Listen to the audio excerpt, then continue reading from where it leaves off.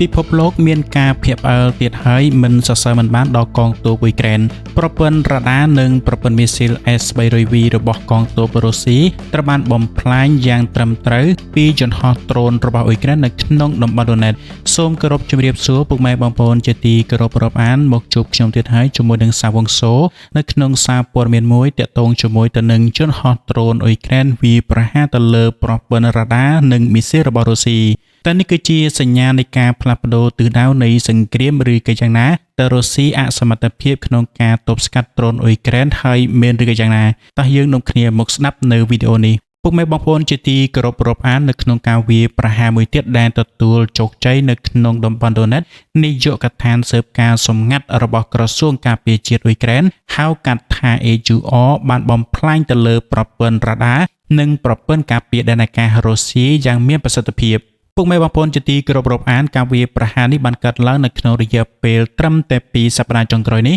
និងត្រូវបានប្រកាសដោយក្រសួងការពារជាតិអ៊ុយក្រែននៅថ្ងៃទី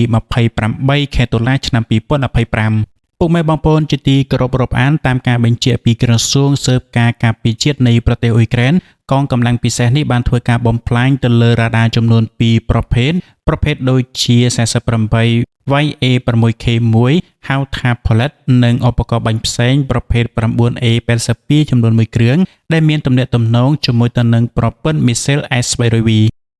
ពុកម៉ែបងប្អូនជាទីគោរពរាប់អាននេះគឺជាប្រភេទប្រព័ន្ធការពារដែនអាកាសដ៏ទំនើបរបស់រុស្ស៊ីដែលតែងតែដាក់បញ្ឈរនៅលើទឹកដីរបស់ខ្លួនសម្រាប់ការពារនៅដែនអាកាសរបស់ខ្លួនពីការវាយប្រហារយន្តហោះគ្មានមនុស្សបើកក៏ដូចជាមីស៊ីលពីសំណាក់អ៊ុយក្រែនក៏ប៉ុន្តែឥឡូវនេះត្រូវបានបំផ្លាញដោយដ្រូនរបស់អ៊ុយក្រែនដែលមានតម្លៃដ៏ទាបមួយអាចបំផ្លាញទៅលើប្រព័ន្ធដ៏ទំនើបដែលមានតម្លៃរាប់លានដុល្លារសហរដ្ឋអាមេរិកចឹងការខូចខាតនៅក្នុងវីដេអូនេះមានអីខ្លះយើងនឹងតាមដានបន្តទៅទៀតពុកម៉ែបងប្អូនជាទីគោរពរាប់អានប្រភេទ Radar Pollet គឺជាប្រព័ន្ធរចនាដែលមានសមត្ថភាពស្កេនរកសញ្ញាគ្រោះថ្នាក់បានជុំវិញនិងរកឃើញគោលដៅហោះនៅកម្ពស់ទាបសូម្បីតែនៅក្នុងស្ថានភាពដែលមានការរំខានក៏ដោយវាត្រូវបានបង្កើតឡើងដើម្បីតាមដាននៅយន្តហោះដែលហោះកម្ពស់ទាបក៏ដូចជាដ្រូនជាដើមពុកម៉ែបងប្អូនជាទីគោរពរាប់អាននេះគឺជាប្រភេទនៃរ៉ាដារបស់កងទ័ពរុស្ស៊ីដែលមានសមត្ថភាពចាប់សញ្ញាទៅលើប្រព័ន្ធដែលមានគ្រោះថ្នាក់ក្នុងការវាយប្រហារទៅលើប្រទេសរបស់ខ្លួនក៏ដូចជាសញ្ញានៅការពារពីការវាយប្រហារពីសត្រូវជាដើមចំពោះតម្លៃវិញបើយោងទៅតាមសារព័ត៌មាន Q Independent នៅខែវិច្ឆិកាឆ្នាំ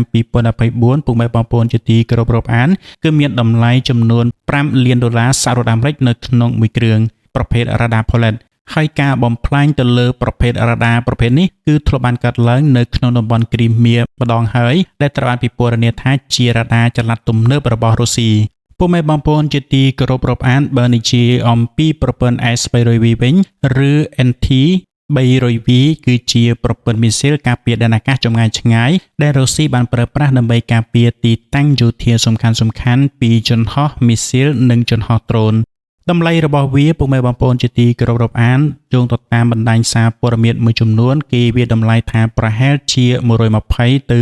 $150 លានសហរដ្ឋអាមេរិកនេះគឺជាតម្លៃដ៏ខ្ពស់មែនទែនសម្រាប់តម្លៃនៃប្រព័ន្ធមីស៊ីល S-300V ដែលរុស្ស៊ីបានផលិតនិងបានដាក់ឲ្យប្រើប្រាស់នៅលើសមរភូមិរបស់ខ្លួនក៏ប៉ុន្តែតម្លៃរាប់លានយ៉ាងណាក៏ដោយបើសិនជាសមត្ថភាពក្នុងការស្ទះចាប់នៅមីស៊ីលក៏ដូចជាប្រព័ន្ធរ៉ាដាមួយចំនួនមិនប្រតិបត្តិការល្អទេនោះការបំផ្លាញនឹងស្ថិតនៅលើខ្លួនឯងវិញទោះបីជាឈ្មោះជាអ្នកការពារក៏ពិតមែនប៉ុន្តែគ្រោះថ្នាក់អាចកើតឡើងគ្រប់ពេលវេលាទៅលើរូបរាងកាយនៃប្រព័ន្ធរបស់ខ្លួនឯងផ្ទាល់ចំពោះឧបករណ៍ 9A82 វិញគឺជាយានដឹកនិងបាញ់មីស៊ីលដែលអាចដំណើរការដោយខ្លួនឯងចំពោះតម្លៃឯកតារបស់វាគឺចន្លោះពី$100ទៅ$200 លានសហរដ្ឋអាមេរិកគឺអាស្រ័យទៅលើការបំពាក់មានន័យថាតម្លៃរបស់វាចន្លោះពី$100ទៅ$200 លាន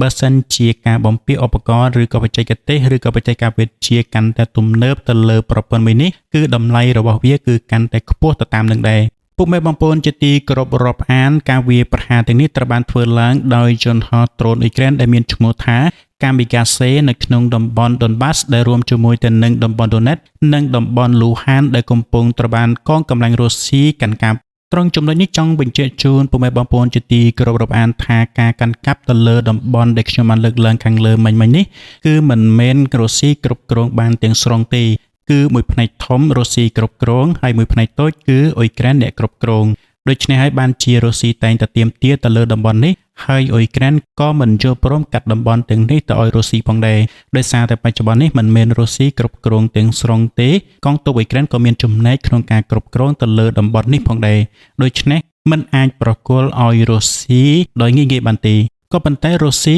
តែងចាត់ទុកថាតំបន់នេះគឺជាទឹកដីរបស់ខ្លួនហើយត្រៀមនឹងបញ្ចូលថាជាឧបសម្ព័ន្ធរបស់ខ្លួនទៀតផងក៏ប៉ុន្តែនេះគឺជាសារមួយដែលអន្តរជាតិមិនទទួលស្គាល់ទេទទួលស្គាល់តែសម្ព័ន្ធមិត្តរបស់ខ្លួនក៏ប៉ុន្តែការអនុម័តនៅលើច្បាប់ដាក់បញ្ចូលទៅលើតំបន់ទាំងប៉ុន្មានខាងលើនេះគឺមិនទាន់បានអនុវត្តទៅឡើយទេមកទល់នៅពេលនេះចឹងខ្ញុំសូមសង្ខេបជូនប៉ុណ្ណឹងតទៅជាមួយនឹងតំបន់ទាំង4ខាងលើហើយយើងត្រឡប់មកខាងអ៊ុយក្រែននេះវិញនាយកដ្ឋានស៊ើបការសំខាន់នៃក្រសួងការពារជាតិអ៊ុយក្រែនហៅកាត់ថា AUR ក៏បានចេញផ្សាយនៅវីដេអូដែលបង្ហាញពីការវាយប្រហារនេះដែលបង្ហាញពីការផ្ទុះខ្លាំងនិងការបំផ្លាញទៅលើកូរ៉ាទាំងនេះផងដែរដោយបងប្អូនបានឃើញនៅក្នុងវីដេអូជាក់ស្ដែងចឹងគឺជនហោះដ្រូនរបស់អ៊ុយក្រែនបានហោះទៅបំបុកជាមួយទៅនឹងប្រព័ន្ធរ៉ាដាចំនួន2ខាងលើហើយនិងប្រព័ន្ធមីស៊ីល S300 របស់រុស្ស៊ីផងដែរដែលធ្វើឲ្យខូចខាតទាំងស្រុងទៅលើឧបករណ៍ទាំង3នេះបើគិតជាតម្លៃគឺរាប់រយលានដុល្លារចំពោះឧបករណ៍ទាំង3នេះ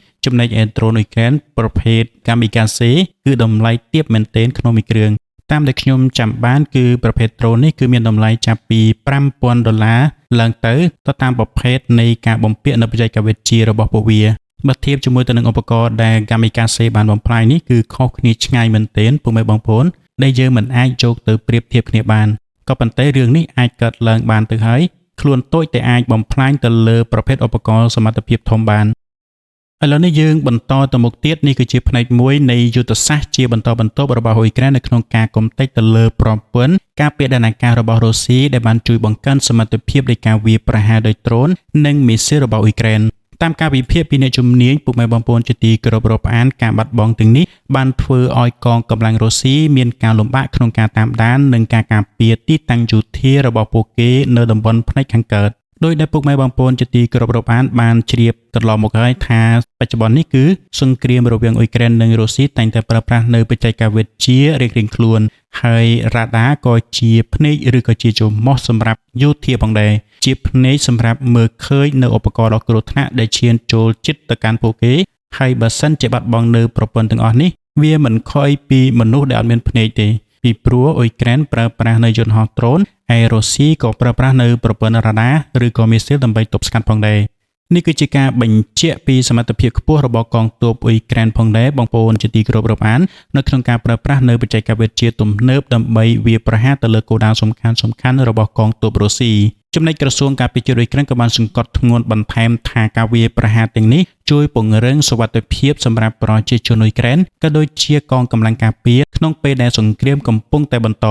ទាក់ទងជាមួយទៅនឹងរបាយការណ៍នេះមិនទាន់មានព័ត៌មានណាលម្អិតបញ្ជាក់ពីការខូចខាតបន្ថែមឬការបាត់បង់ផ្នែកយោធារបស់រុស្ស៊ីនៅឡើយទេពុកម៉ែបងប្អូនជាទីគោរពរាប់អានហើយរុស្ស៊ីក៏មិនទាន់បានបញ្ជាក់អ្វីនោះដែរការវាយប្រហារនេះគឺកើតឡើងនៅក្នុងបរិបទដែលកងកម្លាំងរុស្ស៊ីកំពុងតែព្យាយាមទៅមុខទៅកាន់ទីក្រុងផូក្រៅនៃតំបន់ដូណេតប៉ុន្តែត្រូវបានទប់ស្កាត់ដោយការវាយបកពីកងកម្លាំងរុស្ស៊ីវិញហើយការខាតបង់មានច្រើនទាំងរថក្រោះនិងរថពាសដែកកន្លងមកដែលខ្ញុំបានជម្រាបជូននៅក្នុងវីដេអូមុនគឺខាតបង់ទាំងឧបករណ៍យោធាធនធ្ងន់ហើយនិងយោធាជាច្រើនអ្នកផងដែរនេះគឺជាសញ្ញាច្បាស់លាស់នៃការបដិញ្ញាចិត្តរបស់កងទ័ពអ៊ុយក្រែនក្នុងការការពារដែនដីរបស់ខ្លួនខ្ញុំស្ងើចសរសើរទៅលើកងទ័ពអ៊ុយក្រែនដែលស្វាហាប់ក្នុងការពលីជីវិតក៏ដូចជាសមត្ថភាពក្នុងការទប់ស្កាត់ឬក៏ទប់ទល់ជាមួយទៅនឹងកងទ័ពមហាអំណាចរុស្ស៊ីបើយើងគិតពីសមត្ថភាពចំនួនហើយនឹងទំហំដីក៏ដូចជាសេដ្ឋកិច្ចគឺมันអាចប្រៀបធៀបជាមួយទៅនឹងរុស្ស៊ីបានទេប៉ុន្តែនៅក្នុងសង្គ្រាមនេះគឺអាចសរបញ្ជាក់ឲ្យឃើញបានថាប្រទេសតូចប៉ុន្តែគេខ្លឹមប្រទេសធំក៏មិនប្រកាសថាខ្លាំងដែរ